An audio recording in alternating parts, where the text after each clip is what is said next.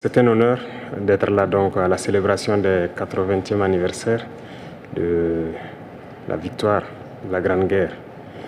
Et je tenais donc à vous féliciter et vous remercier donc pour cette invitation qui est un symbole pour nous. Et au cours donc de ma présence ici, je dois avouer que j'ai appris beaucoup de leçons. Cette séance que j'ai pu assister avant le dîner la veille, la séance culturelle, m'a fait comprendre que l'histoire et la culture sont le socle pour bâtir une armée forte et résiliente. Nous avons pu voir ensemble tous les sacrifices que le peuple soviétique a consenti pour que nous soyons dans un monde libre aujourd'hui. Et nous tenons donc à vous dire merci pour cette invitation, parce que ce sont des moments qui nous ont permis aussi de réfléchir à notre situation et de penser à de nouvelles perspectives. Et sur ce, je pense que les obstacles que nous avons aujourd'hui devant nous ne doivent pas nous arrêter. Et les obstacles sont une bonne chose en quelque sorte que nous devons surmonter. La preuve, je pense qu'avec toutes les sanctions contre la Russie depuis un certain temps, la Russie arrive à développer un mécanisme interne qui lui place donc au devant de la scène internationale. Et nous prenons bonne note de ces leçons que nous avons donc apprises ici. Et même au niveau de la parade, je tiens à dire que j'ai été émerveillé de voir l'enchaînement donc des engins qui ont défilé devant nous, notamment depuis le char mythique T-34 qui a gagné donc lors de la Grande Guerre, jusqu'aujourd'hui au char moderne. Combien donc l'armée russe s'est modernisée, combien la technologie donc a participé à renforcer cette armée. Et dans ce cadre, nous souhaitons que la coopération que nous avons puisse se renforcer de façon exponentielle. Je vous remercie déjà pour tout ce qui est fait pour nous, notamment ces bourses d'études qui sont octroyées au Burkina et qui vont s'accroître. Et ce matin, j'ai visité donc l'université de chimie et je disais que le volet sur lequel nous allons axer après la défense et la sécurité, c'est le volet de l'éducation.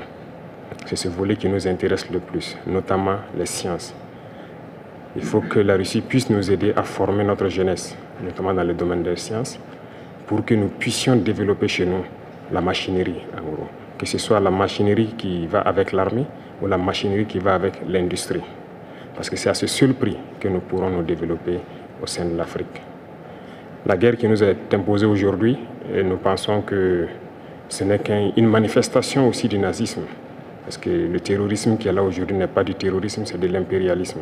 Ce sont nos terres qui intéressent ceux qui nous combattent.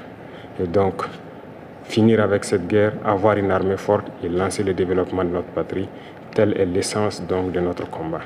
Et nous comptons sur vous pour surtout former nos cadres.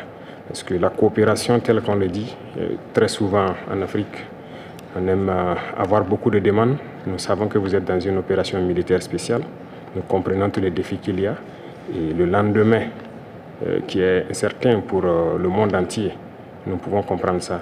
Donc nous ne serons pas là peut-être à demander beaucoup de choses, à demander de l'aide ou quoi que ce soit. Mais l'aide que vous pouvez nous octroyer, c'est surtout ce transfert de connaissances que nous voulons.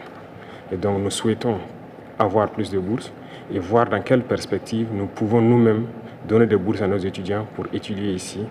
Et dans un troisième temps, comment est-ce que les universités ici peuvent se dupliquer au Burkina Faso, notamment celles que j'ai visitées.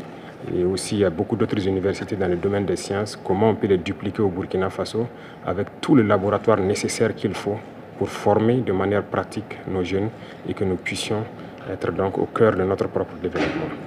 Donc c'est la demande essentielle que nous avons actuellement dans le contexte que nous vivons pour pouvoir transformer tout ce que nous avons sur place, produire beaucoup de choses nous-mêmes et que le Burkina Faso soit un hub où beaucoup de jeunes Africains vont venir et apprendre aussi la science. Parce qu'ici en Russie, vous avez d'éminents scientifiques et il y a eu beaucoup de savants que nous continuons donc d'étudier leurs œuvres. Et je pense que c'est un havre où nous pouvons soutirer la science pour nous développer.